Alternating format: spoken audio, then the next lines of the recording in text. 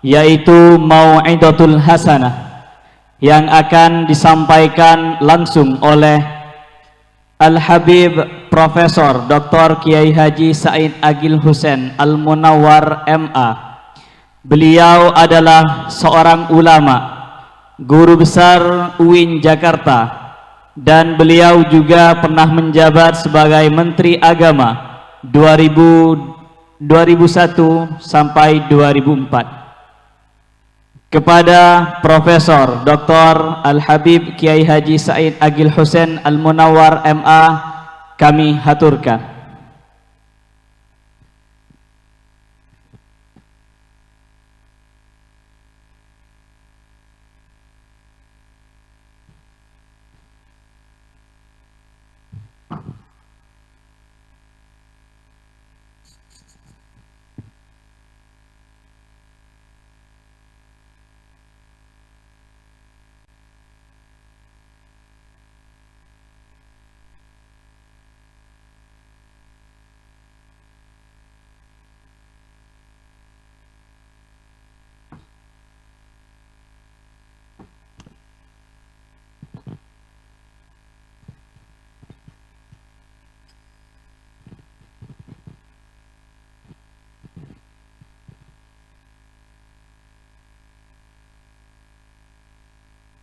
Assalamualaikum warahmatullahi wabarakatuh.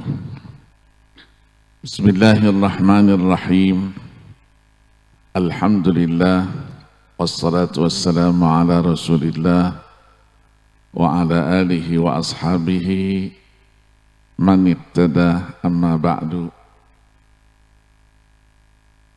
Pimpinan Pondok Pesantren yang saya muliakan dan keluarga besar, para masyayikh, orang tua, wisudawan, semuanya yang kami cintai, para undangan yang berbahagia. Alhamdulillah, berkat rahmat Allah Subhanahu wa ta'ala, malam hari ini kita dapat berkumpul menghadiri acara wisuda. Mudah-mudahan kehadiran kita dicatat sebagai amal ibadah kepada Allah dan bukti cinta kita kepada Al-Quranul Karim. Amin ya Rabbal Alamin. Salawat dan salam tidak lupa kita sanjungkan, kita persembahkan kepada baginda Rasulullah sallallahu alaihi wasallam, seluruh keluarga, sahabat dan pengikutnya sekalian, termasuk kita di sini insyaallah ila yaumil qiyamah. Bapak-bapak dan ibu-ibu sekalian, para masyayikh yang berbahagia, Al-Quran adalah mukjizat. Artinya sesuatu yang luar biasa yang Allah berikan kepada para nabi dan rasulnya untuk membuktikan kebenaran daripada misi kenabian dan kerasulan, dan disertai dengan tantangan bagi mereka yang tidak beriman.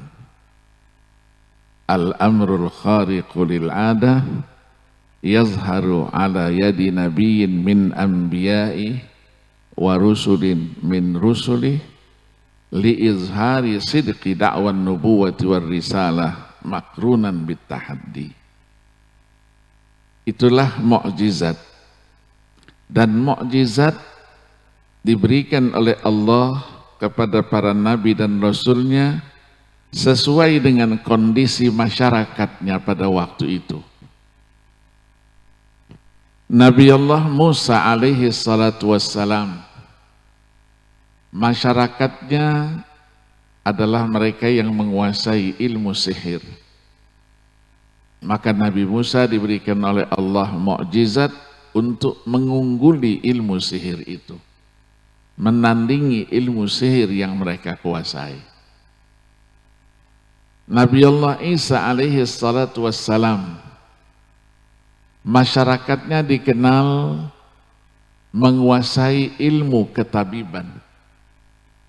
Maka Allah turunkan mukjizat mengungguli ilmu ketabiban yang mereka kuasai. Rasulullah sallallahu alaihi wasallam masyarakatnya tidak ahli sihir, tidak juga menguasai ilmu ketabiban, tetapi mereka sudah sampai kepada puncak kemajuan di dalam bidang sastra. Maka Allah turunkan Al-Quranul Karim. Mereka tidak menerima Al-Quran dan mengatakan bahwa Al-Quran itu tidak lebih daripada cerita-cerita bohong, cerita-cerita masa lalu, dikumpulkan, didiktekan, dan disampaikan kepada umat. Hal itu dijelaskan oleh Allah Subhanahu wa ta'ala dalam surah Al-Furqan ayat 4, 5, dan 6. Wa qala alladhina kafaru in hadza illa ifkun iftarah wa a'anahu alaihi qaumun akharun faqad ja'u zulman wa zura wa qalu asatirul awwalina iktatabaha fahiya tumla alaihi bukratan wa asila. Qul anzalahu alladhi ya'lamu sirra fis samawati wal ardi innahu kana ghafurur rahima. Maka tantangan disampaikan karena ketidakpercayaan mereka kepada Al-Quran untuk bisa membuat seperti Al-Quran itu secara utuh. 30 juz, 114 surat. Itulah firman Allah dalam surah At-Tur ayat 34. Falyatu bihaditsim mislihi in kanu shadiqin. Ternyata tidak mampu. Turun tantangan menjadi 10 saja dari surat Al-Quran yang 114 surat itu. Am yaquluna iftara qul fa'tu bi'ashri suwarim mislihi muftarayat.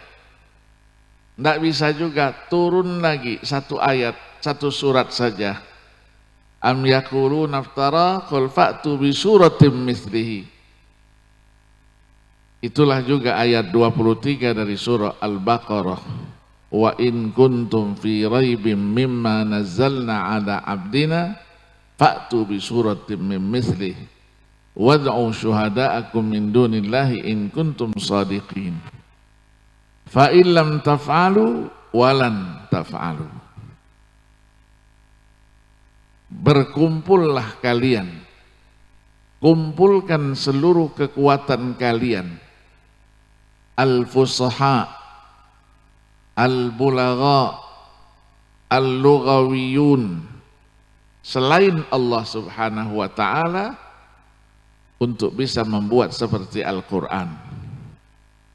Karena Al-Quran ada sisi i'jaznya. Maka mereka pun tidak mampu.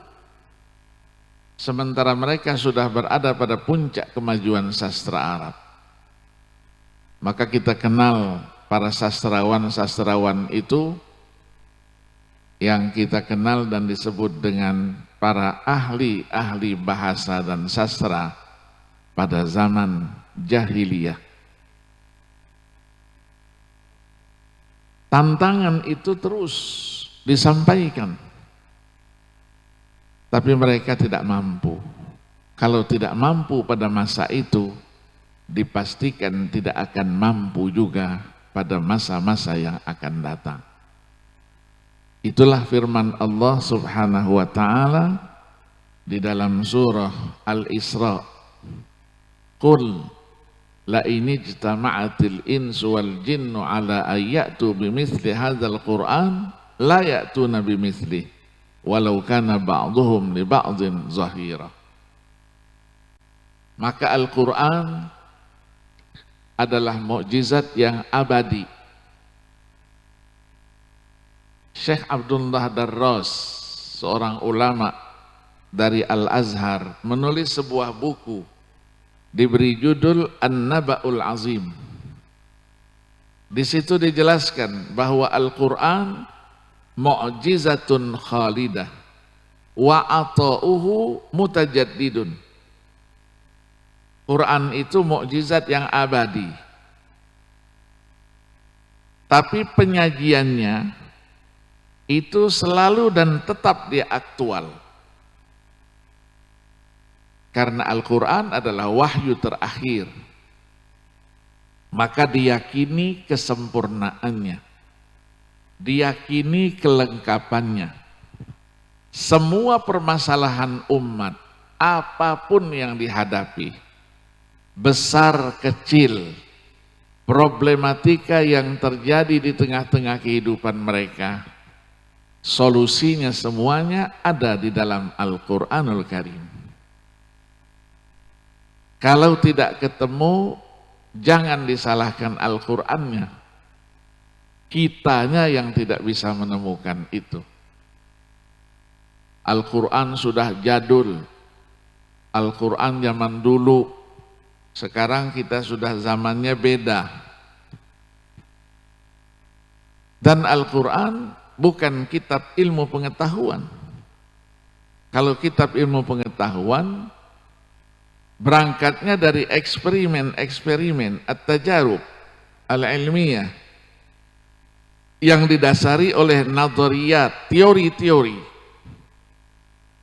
Maka teori-teori itu senantiasa berubah dan berkembang sesuai dengan perkembangan yang dialami.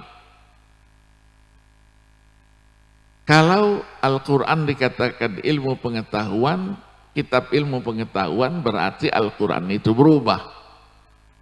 Padahal Al-Quran itu adalah kalamullah an-nafsi al-azali, yang sifatnya adalah qadim.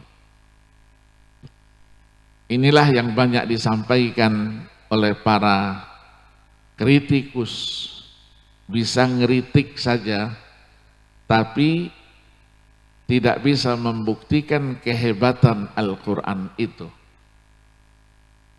Satu huruf saja, terjadi perbedaan huruf saja, itu adalah bahagian daripada kemukjizatan Al-Quran. Maka ada ilmu namanya ilmu rasam. Contoh, nikmat Allah terlalu banyak dan kita tidak bisa menghitungnya. Allah jelaskan 2 kali dalam surah Ibrahim ayat 34 dan surah An-Nahl ayat 18.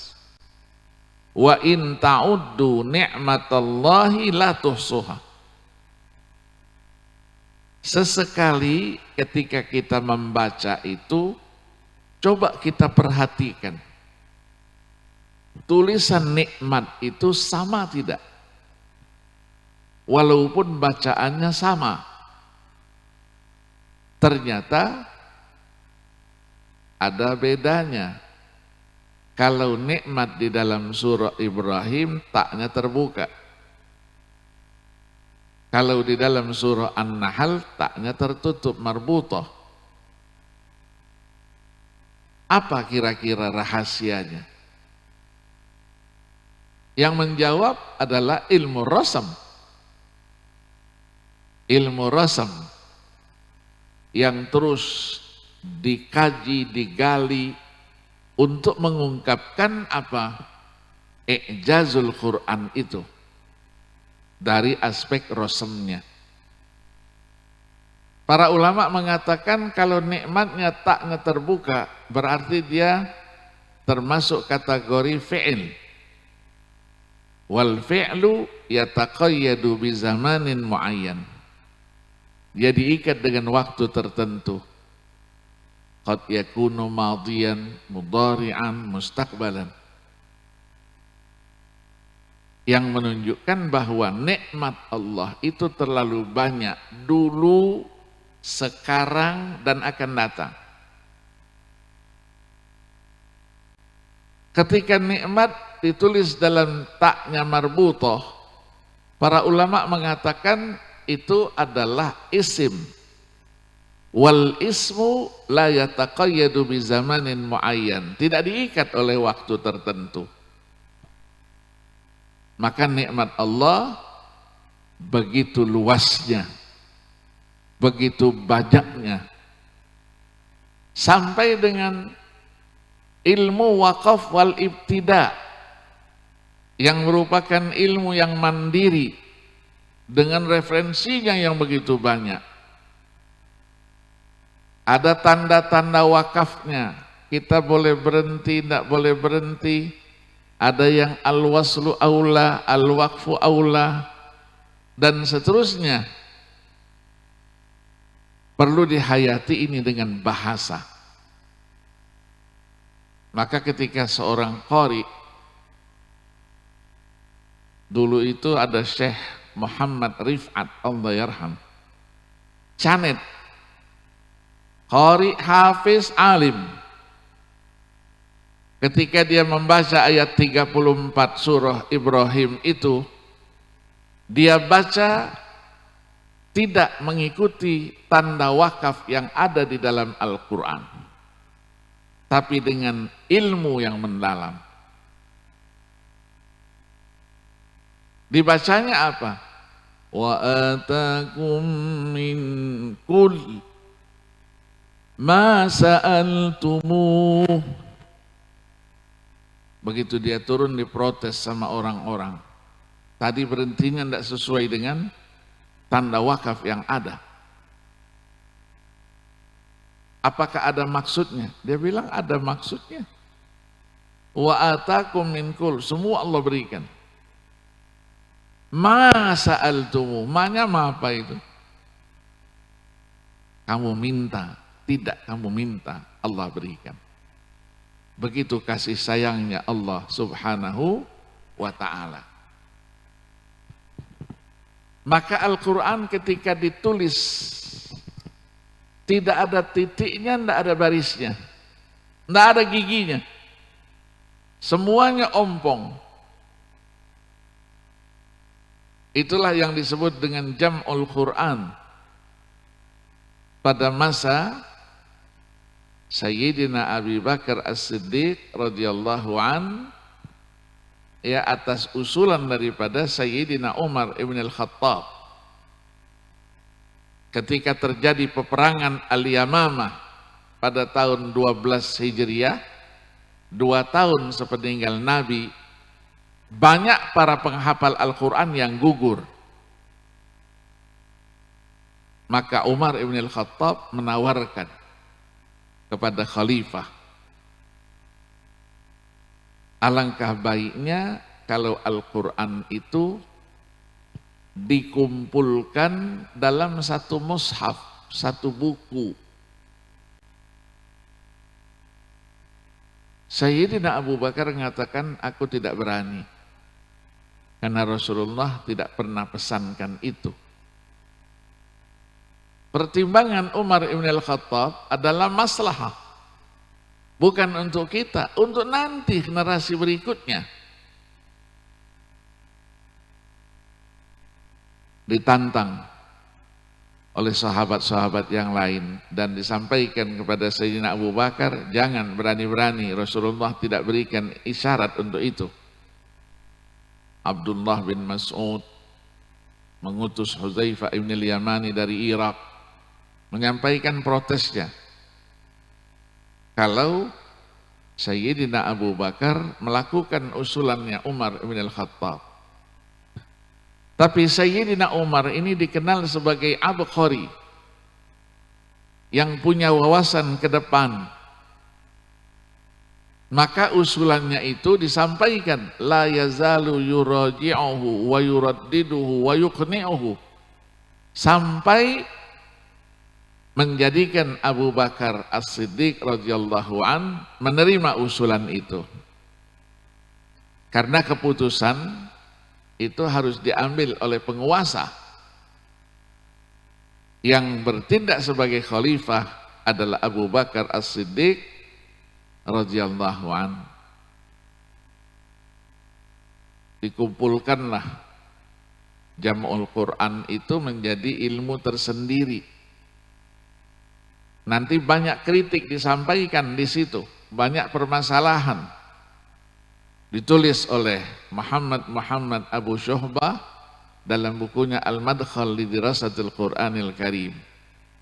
Manahilul Irfan juga fi Ulumil Quran yang ditulis oleh Imam Az-Zarqani, menyampaikan beberapa kritik yang disampaikan dan jawabannya apa.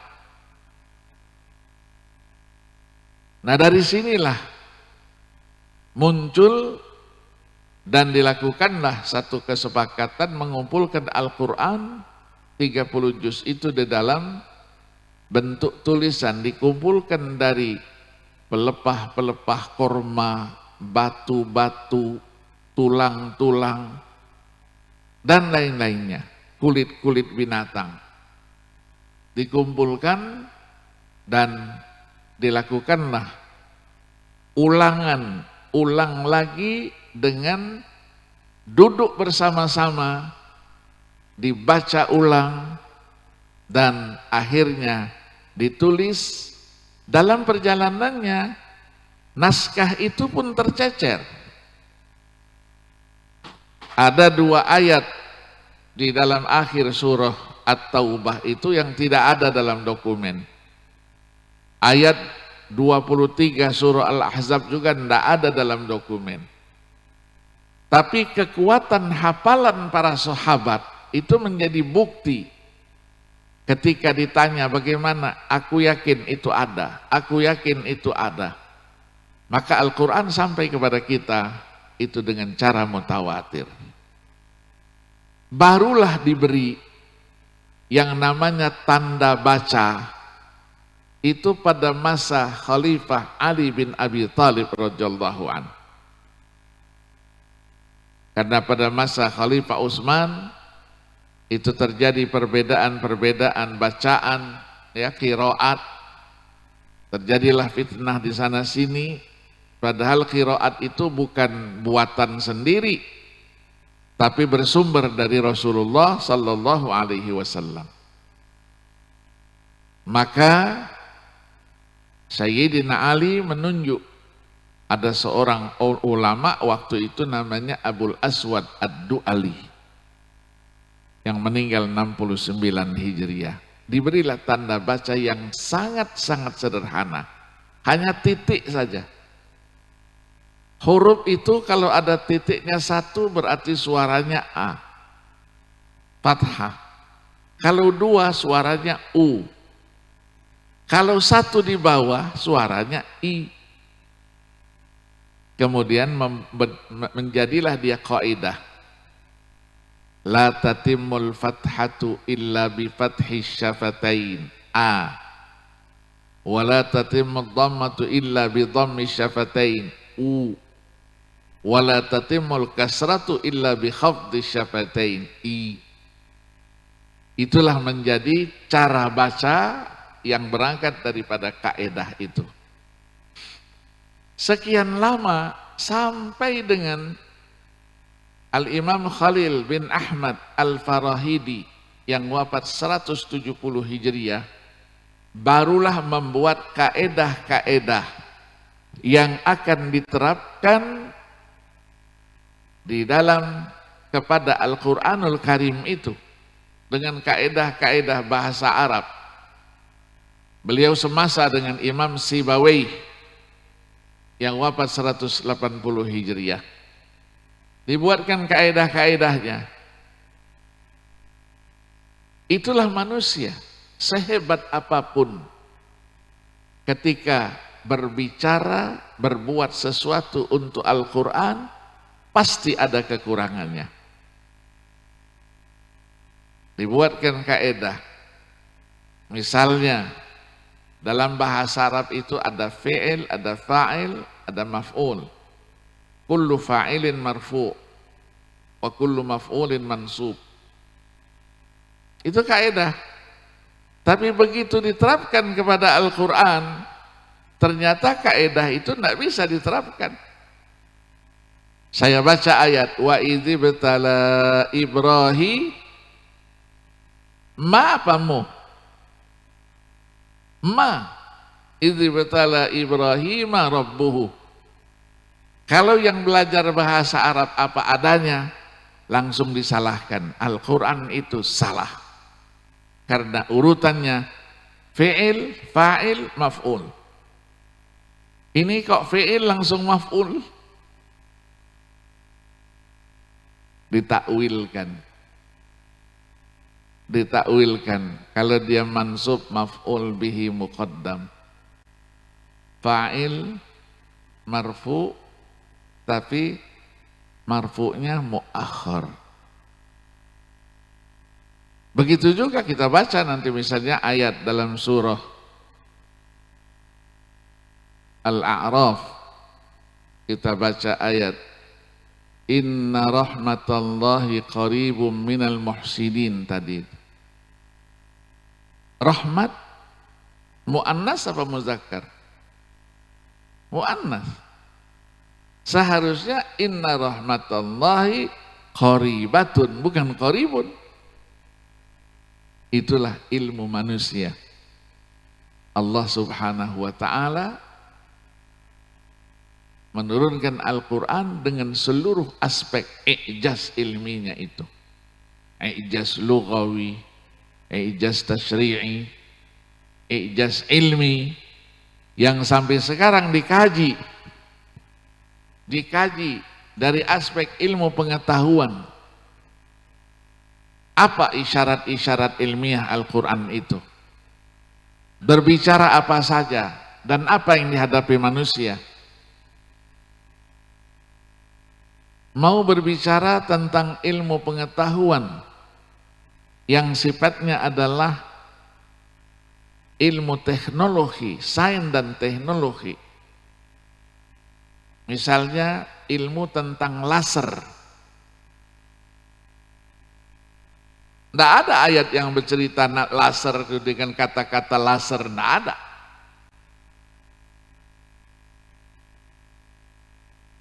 Ayat yang bercerita tentang apa?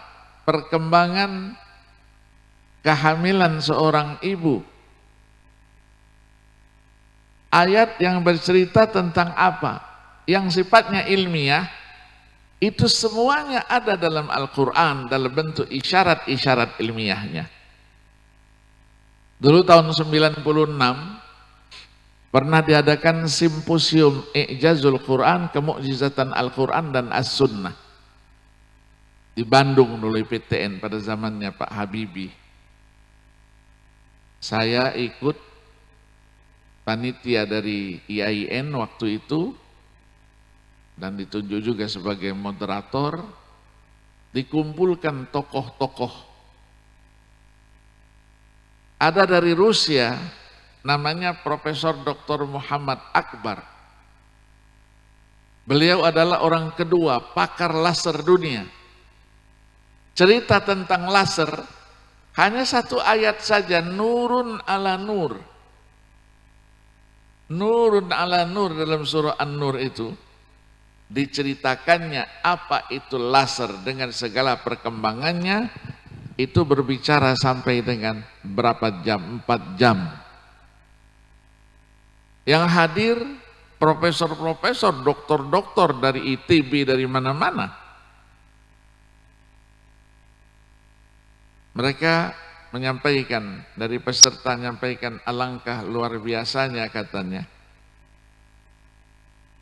Ilmu itu begitu luas yang berkaitan dengan laser.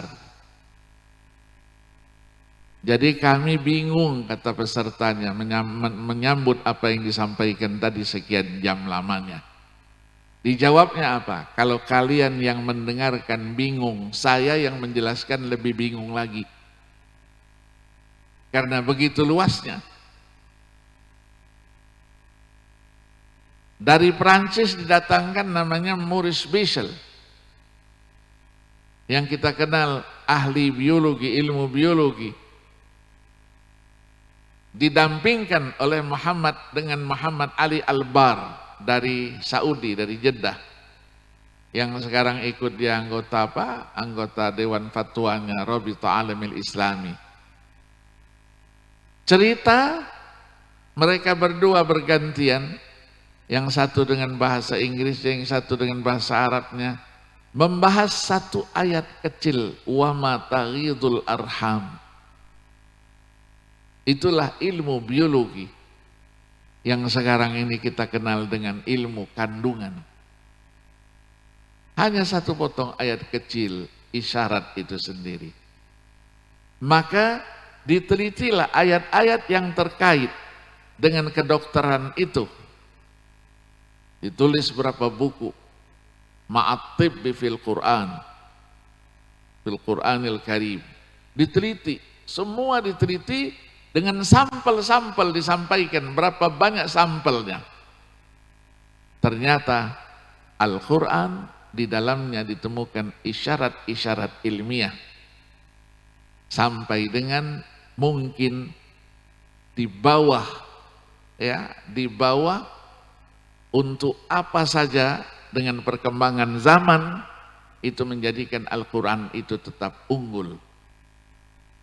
Maka mereka katakan wallahu a'lam. Sudah ceritanya 3 jam 4 jam, wallahu a'lam. Begitu luasnya. Nah ditulislah.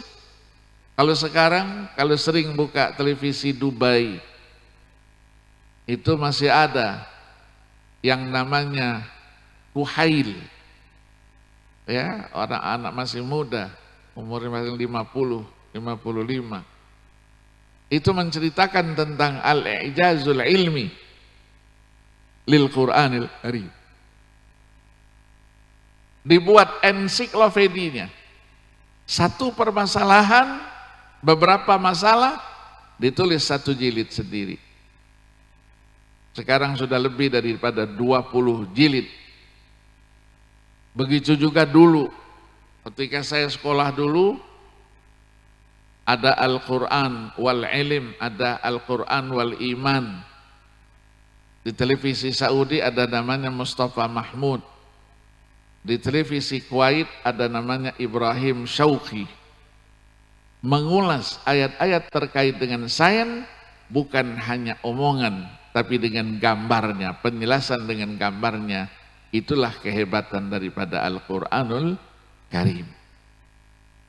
Maka Al-Quran itu menjelaskan jati dirinya kepada kita. Karena banyak yang tidak tahu, tidak kenal dengan Al-Quran itu. Dimulai dari ayat-ayat pertama. Zalikal kitabu la raiba fihi hudal lil muttaqin. Hudal linnasi wa bayyinatin minal huda wal furqan. Dalam surah An-Nisa, ya ayyuhan nas qad ja'akum burhanum mir rabbikum wa anzalna ilaikum nuram mubina.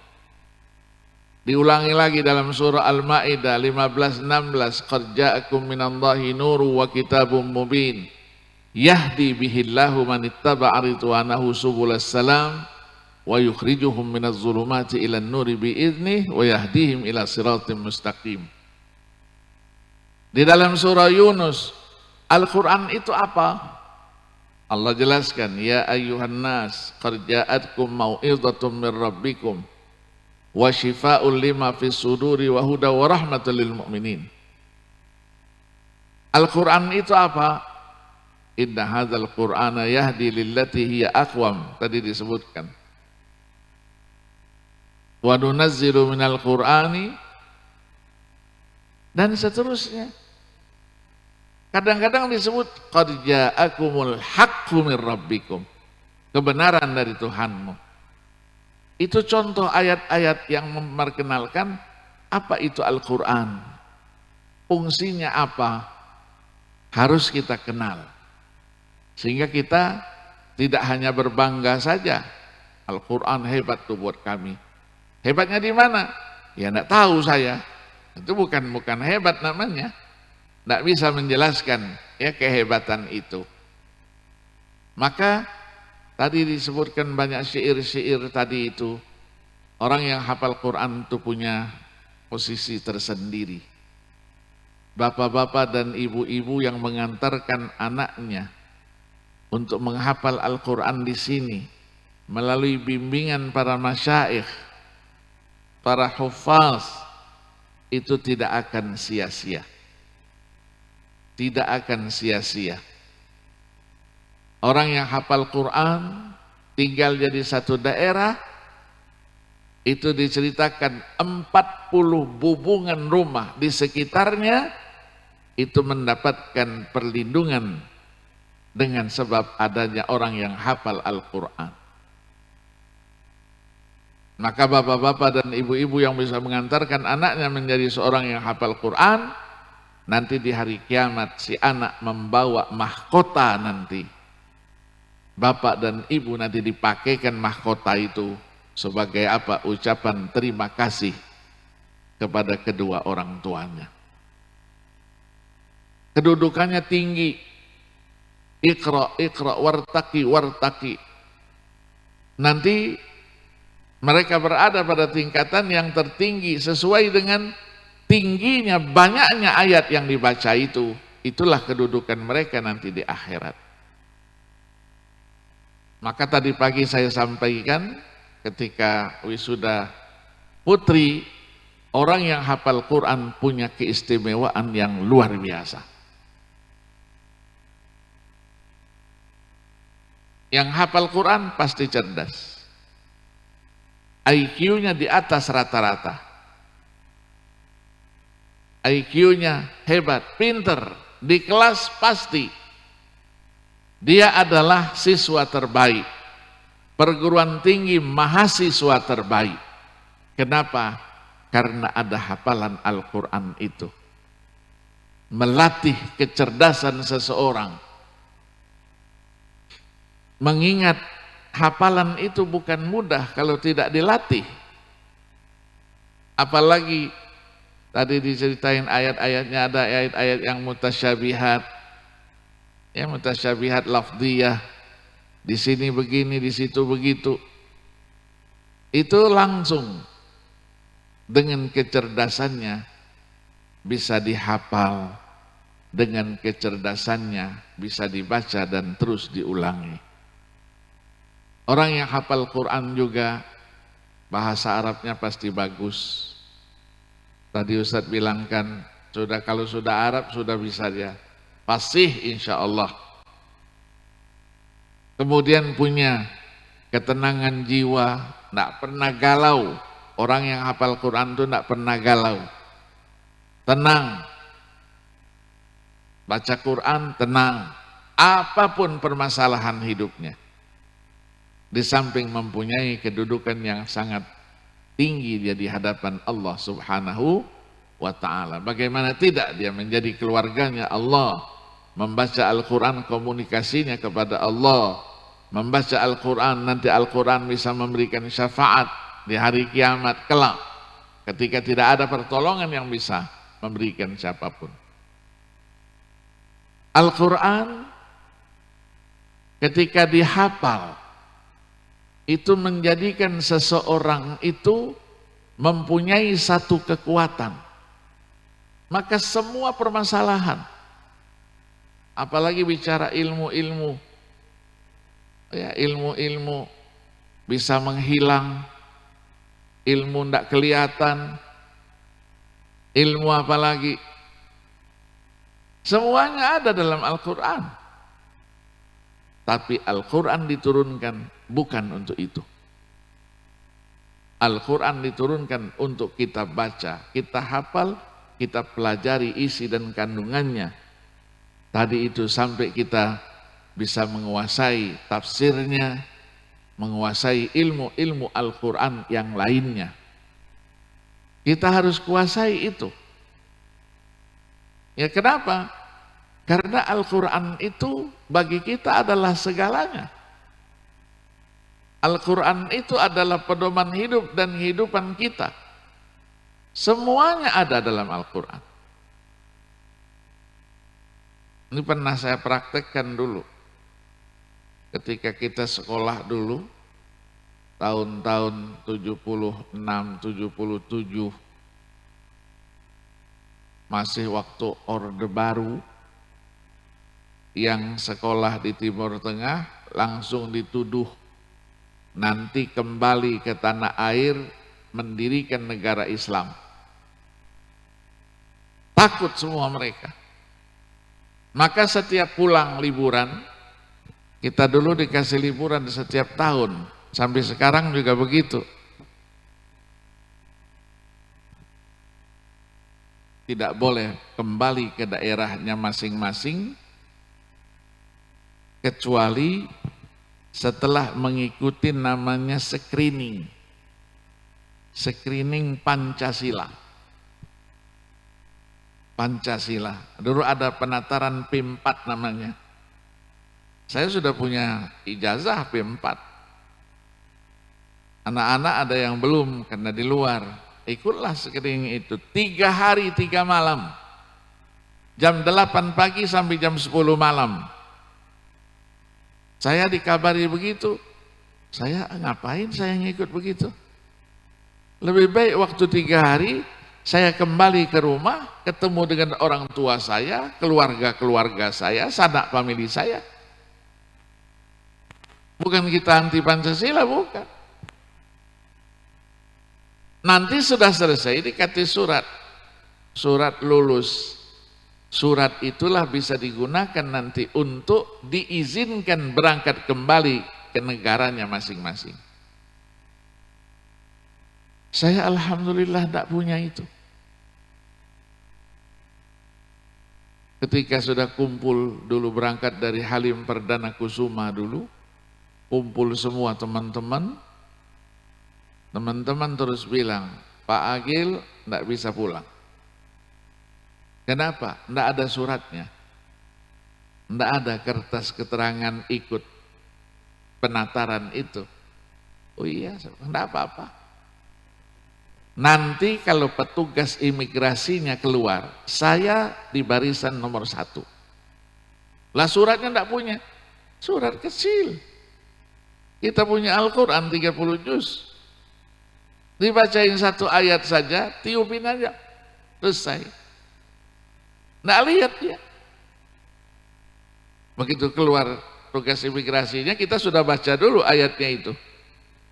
Begitu keluar dari jauh, kita tiupin. Jangan niupnya sudah dia dekat, gitu janganlah. Ketahuan nanti kita. Dia tanya, mana paspornya? Nih. Langsung distempel, cet. Enggak perlu surat Pak, enggak perlu, jalan. Tuh, lihat tuh. Anak-anak di belakang tuh, lihat. Barulah kebingungan, baca ayatnya apa ya? Iya, baca ayatnya apa tadi? Itu rahasia negara itu. Iya, kalau mau juga, itu istilahnya maharnya agak banyak. 70 ekor ayam hitam. Apalagi ada teman-teman, ada mahasiswa kita sulit mencari jodoh, minta ditolak melulu karena tidak ada baca ayatnya. Asal bukan istri orang, bukan pinangan orang, kita menyenangi seseorang, cukup baca 1 ayat saja. Tujukan sama dia, tiup dari jauh. Deketi dia, berkenalan kita. Saya mau menikah dengan kamu. Dia bilang, ahlan wa sahlan. Silahkan ke rumah, temui orang tua saya. Langsung diterima. Kenapa? Karena bekat sebulan tadi itu. Tiup dia. Ya, dan lain-lain. Dulu ketika zaman PKI tahun 65 itu mereka yang diincernya siapa? Ulama-ulama. Mau dibunuh.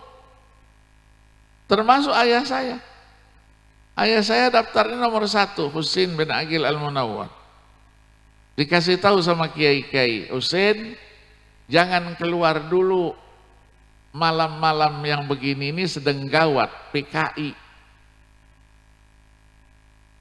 Sementara abah saya kalau keluar dari rumah ngajar Al-Quran. Kemana-mana keliling, yang bin Nagom, ya, dengan lagu itu, tajwid itu. Kata ayah saya, iyalah, mereka punya rencana tapi Allah yang menentukan.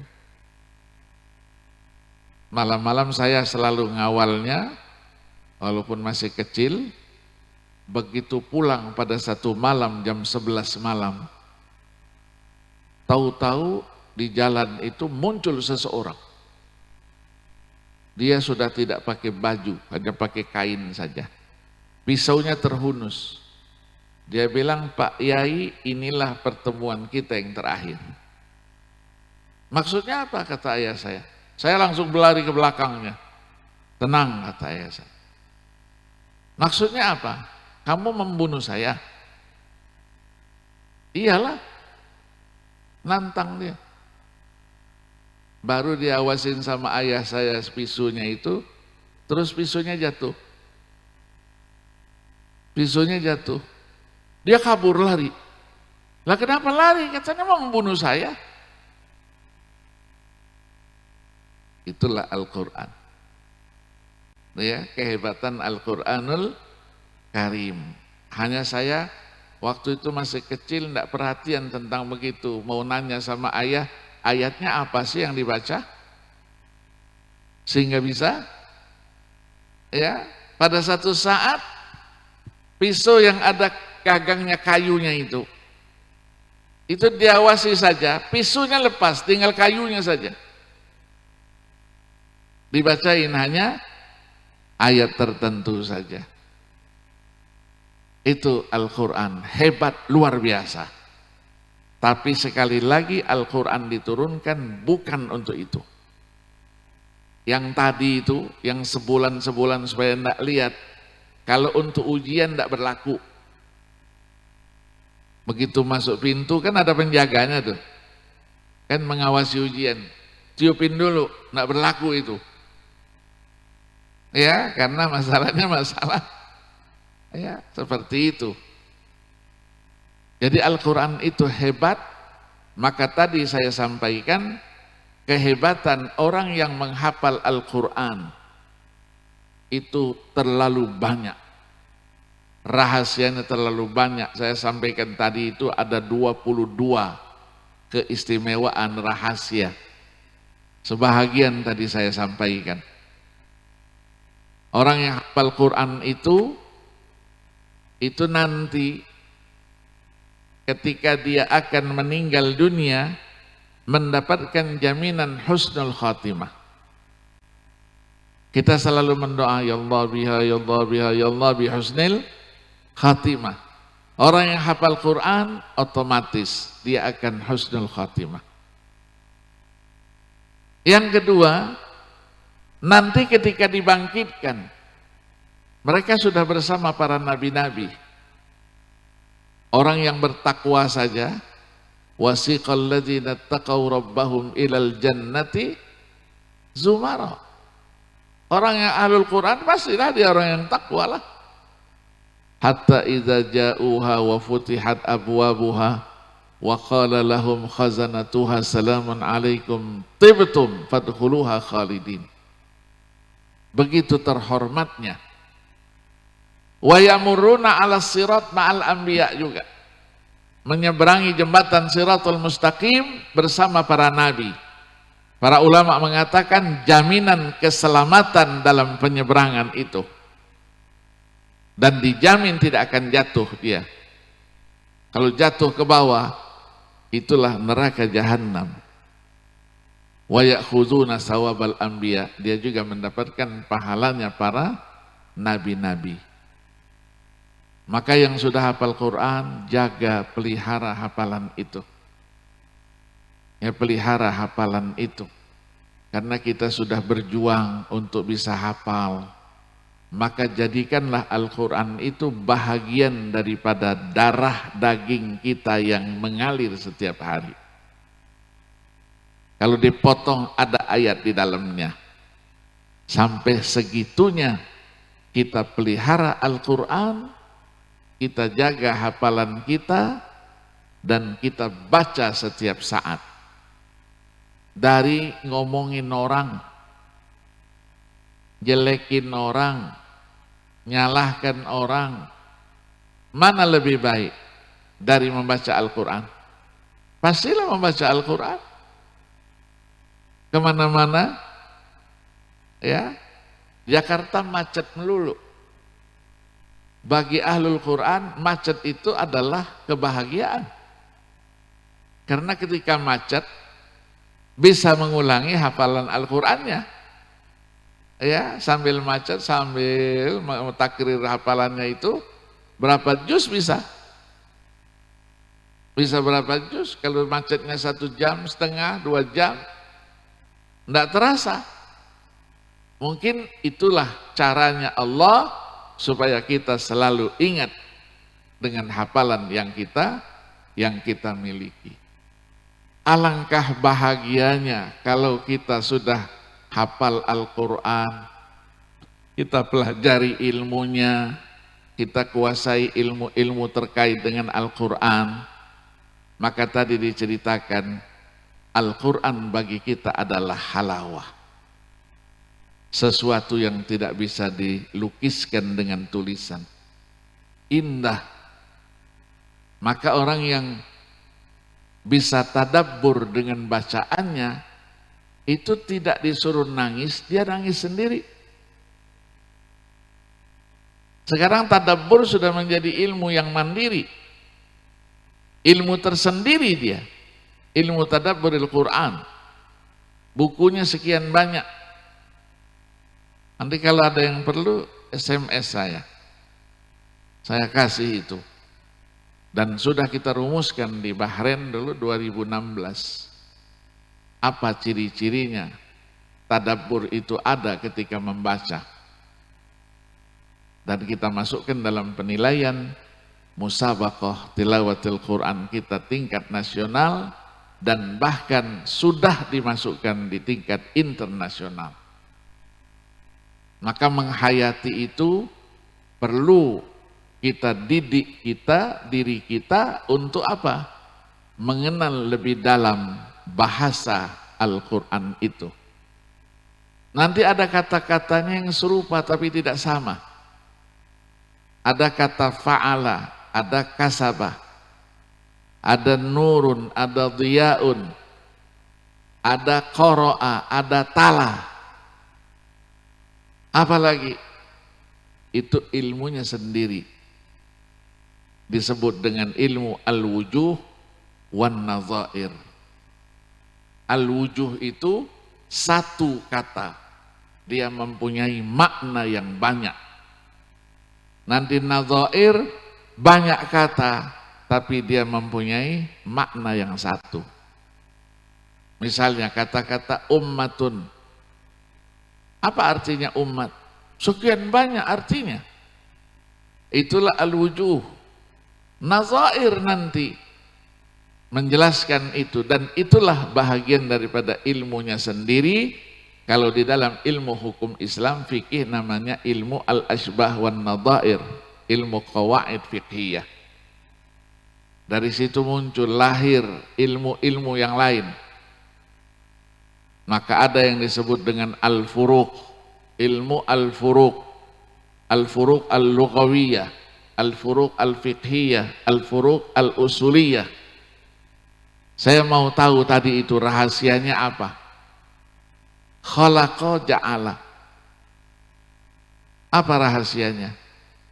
Kalau khalaqa menciptakan sesuatu, belum ada contoh sebelumnya. Tapi kalau ja'ala menciptakan sesuatu yang sudah ada, dari contoh yang sudah ada.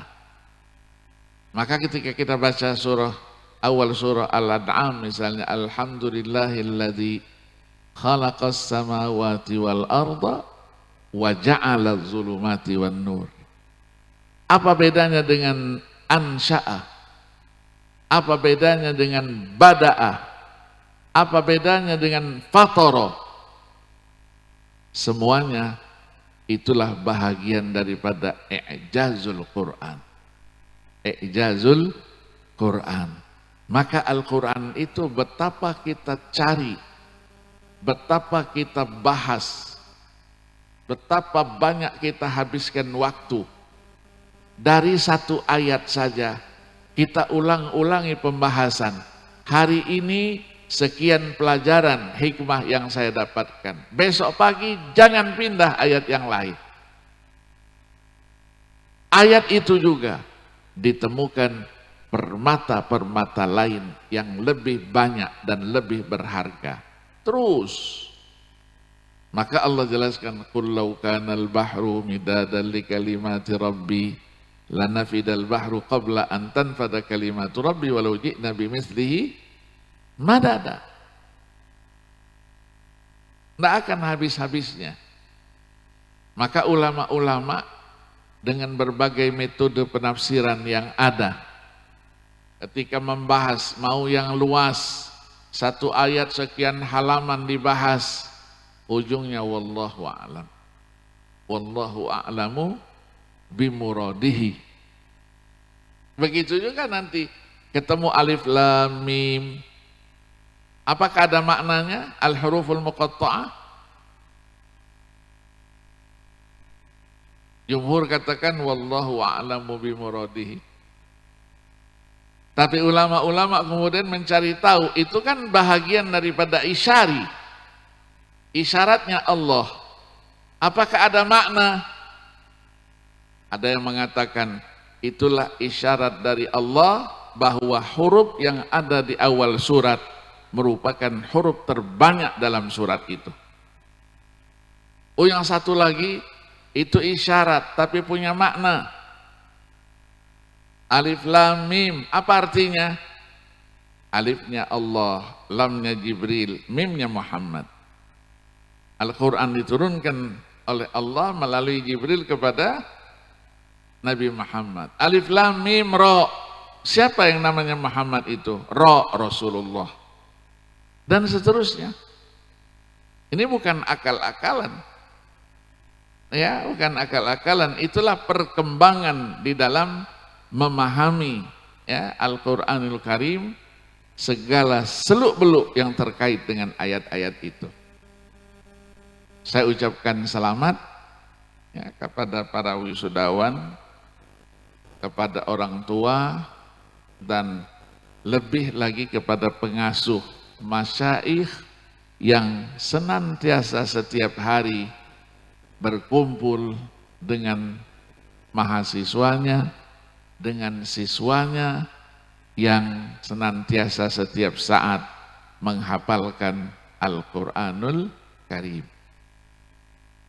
Tahun depan insya Allah lebih banyak lagi jumlahnya, yang 30 juz tidak hanya 2 orang, insya Allah 20 orang, yang 20 juz tidak hanya berapa orang, lebih daripada itu, yang 10 juz, 5 juz dan seterusnya, yang biasa ya dipakai dalam istilah wisuda, ada namanya bin nazar, ada namanya bil ghaib. Jadi yang kecil-kecil itu yang sudah khotaman juga bin nazar, di wisuda juga supaya termotivasi dia bisa menghafalkannya bil ghaib, bukan sekedar bisa membacanya. Semoga Allah senantiasa memberikan berkah dan ridhonya kepada kita semua. Amin ya rabbal alamin. Dan kita nanti berkumpul bersama ahlul Quran, bersama penghafal Al-Quran di hari kiamat kelak. Amin ya rabbal alamin. Ini yang mungkin dapat saya sampaikan langsung.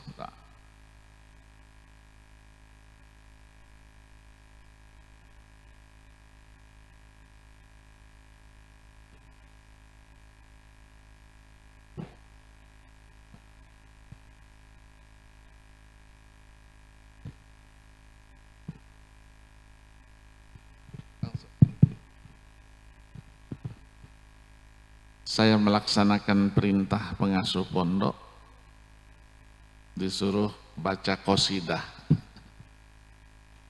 Qasidah atau Al-Quran. Tadi Al-Quran sudah dibacakan. Saya baca qasidah mungkin yang viral ya, di mana Di YouTube itu banyak sekali qasidah-qasidah saya tentang ukhuwah, tentang syama'il ya, sifat-sifat Rasulullah sallallahu alaihi wasallam. Saya ambilkan mungkin salah satunya sebagai penutup ya, dari tausiah yang saya sampaikan.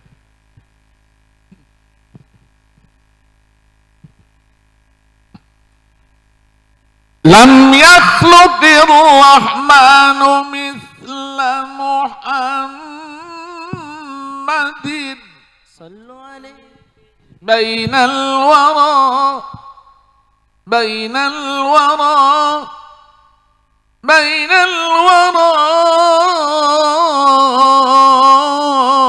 basharan bainal wara basharan ala al-itlaqi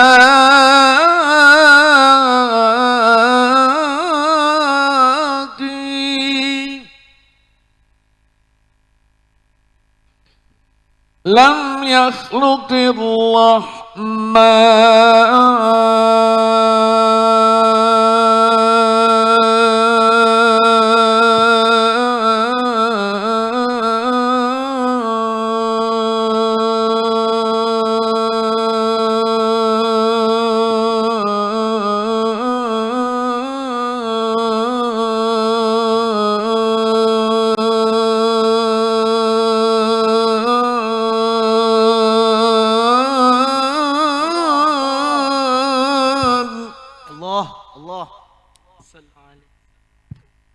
mithla Muhammadin Allah salli alaihi bainal wara basharan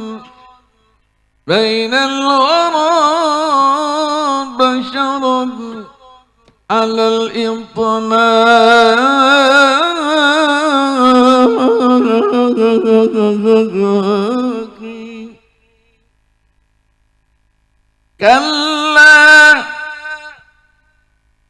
كلا ولا عرف الخلائق قدره فما فوقه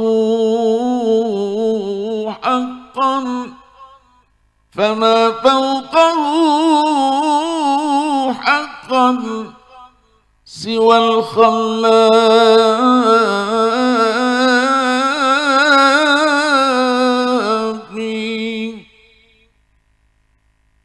ماذا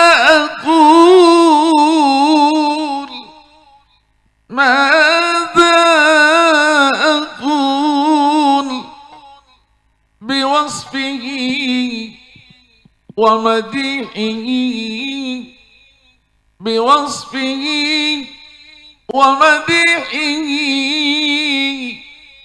وسناه دوما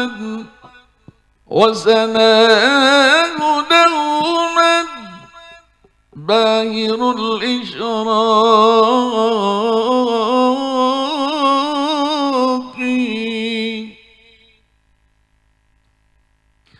وهو الذي أرسل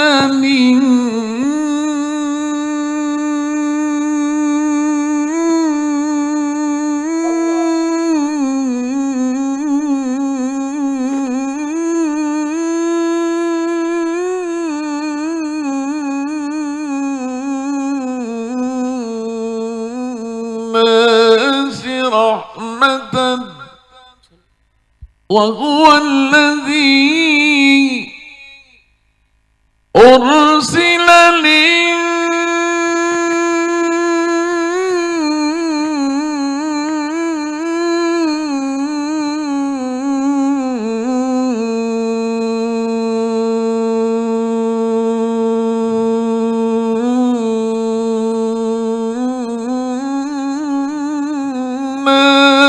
رحمة وأتى يتم مكارم الأخلاق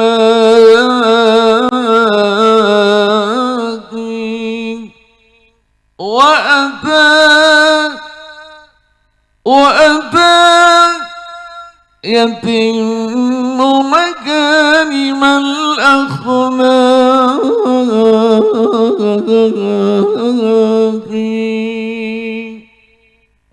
صلوا عليه. Isinya, Allah tidak pernah menciptakan seorang makhluk seperti Muhammad sallallahu alaihi wasallam. Dari sekian banyak makhluk itu, secara mutlak Rasulullah manusia terbaik.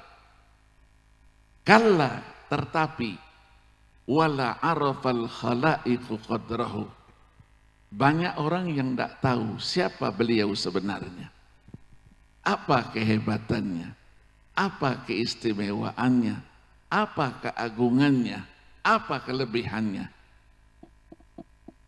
Tidak ada yang tahu dan tidak ada yang itu. Maka dikatakan di situ, fama fauqahu haqqan siwal khallaq. Yang bisa mengungguli adalah yang menciptakannya sendiri, Allah subhanahu wa ta'ala. Untuk itulah ungkapan dari penyair itu, madza aqul, apa yang aku bisa katakan, apa yang aku bisa ucapkan, bimadhihi wa wasfihi,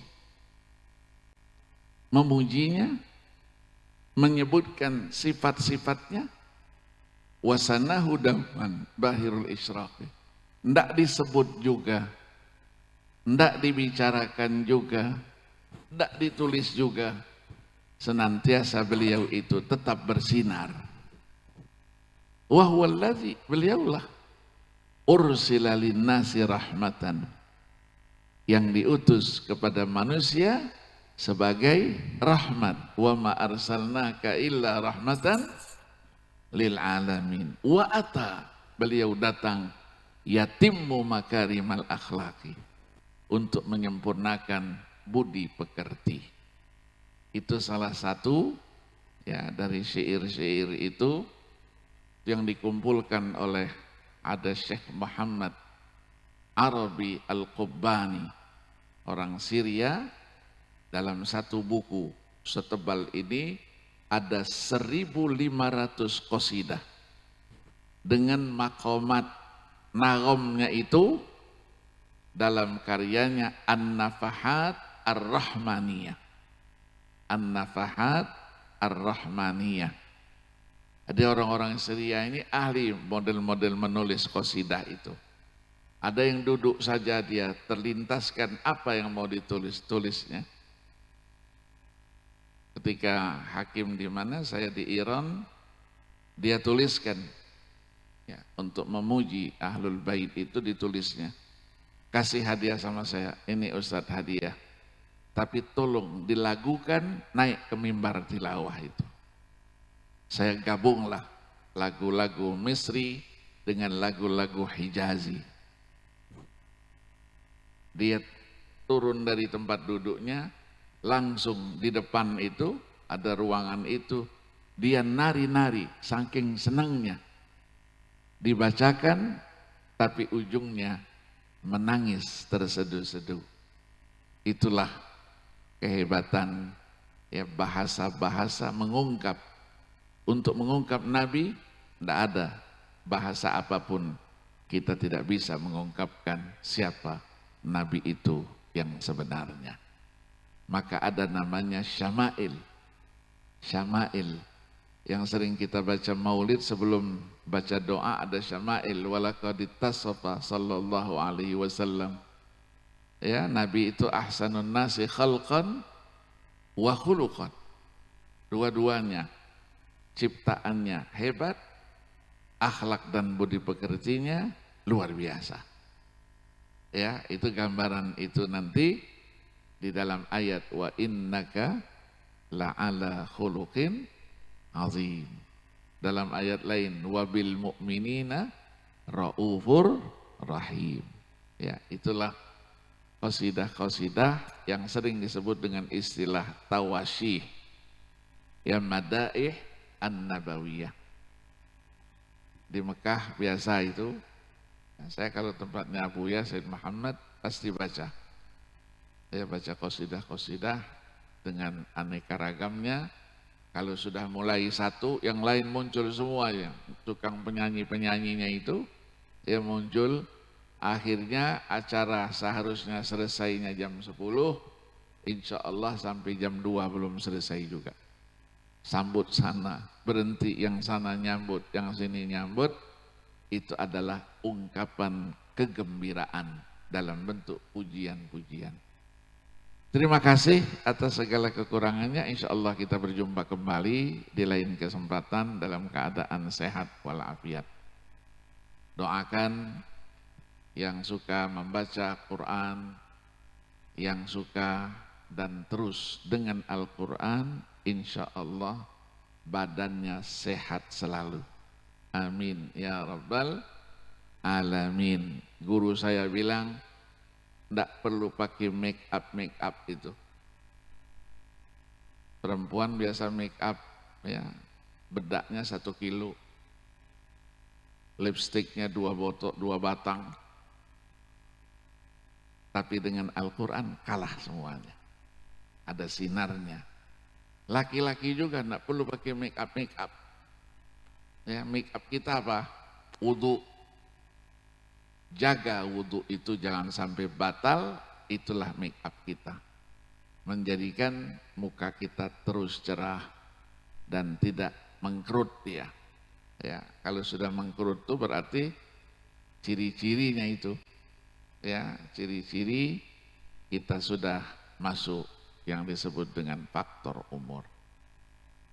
Sekali lagi terima kasih. Ya. Wassalamualaikum warahmatullahi wabarakatuh.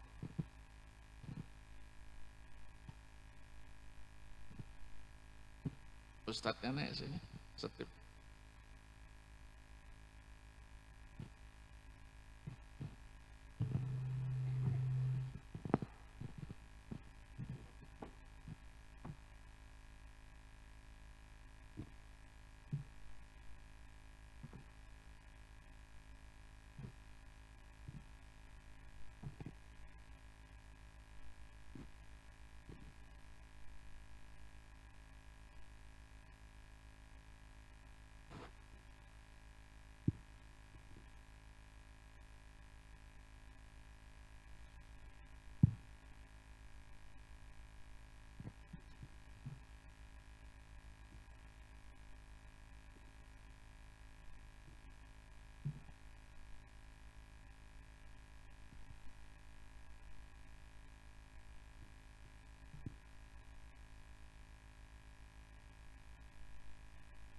سعدنا في الدنيا فوزنا في الأخرى بخادجة الكبرى وفاتمة الزهراء سعدنا في الدنيا فوزنا في الأخرى بخادجة الكبرى وفاتمة الزهراء بخادجة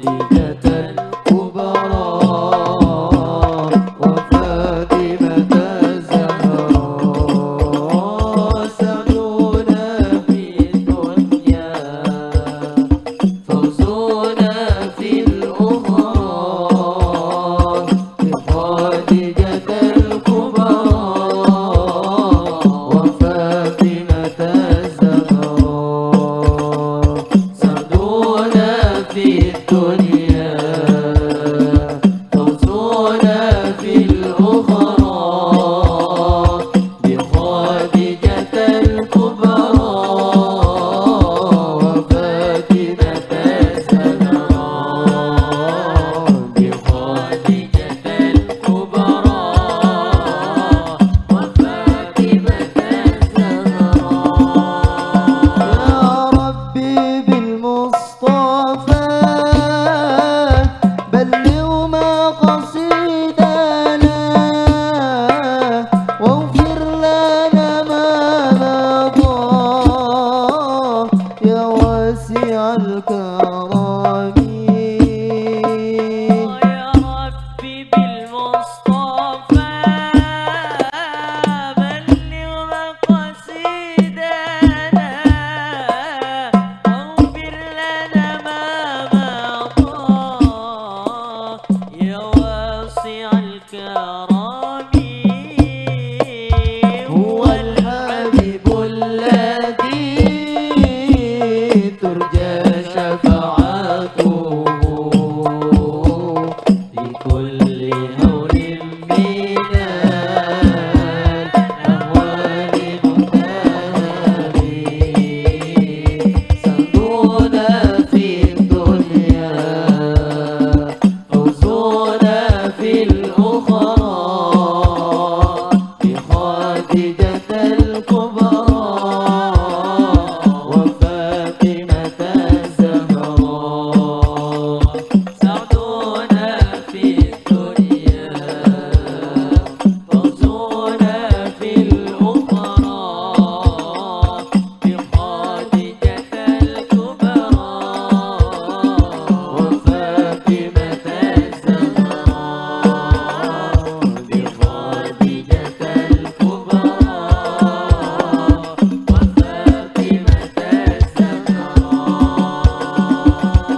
وهيل المغلوب والعطاء المألوف وراة للملهوف إنكم بأدرار أهيل المعروف والعطاء الملهوف وردا للملهوف إنكم بأدرار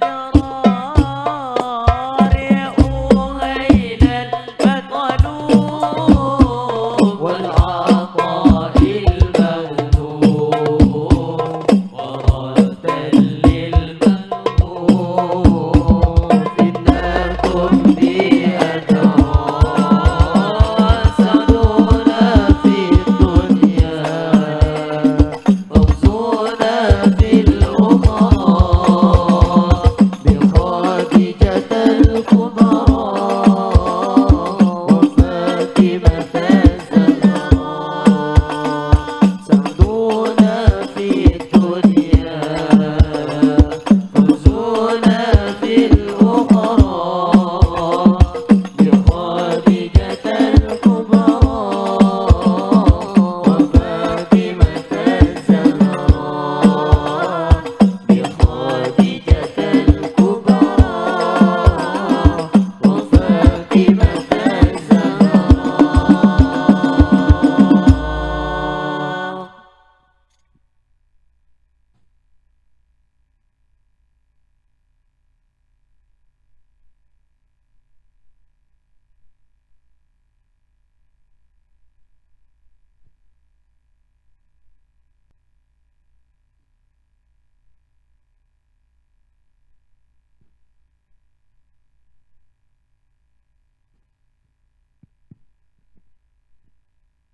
Kepada para wisudawan diharap duduk kembali.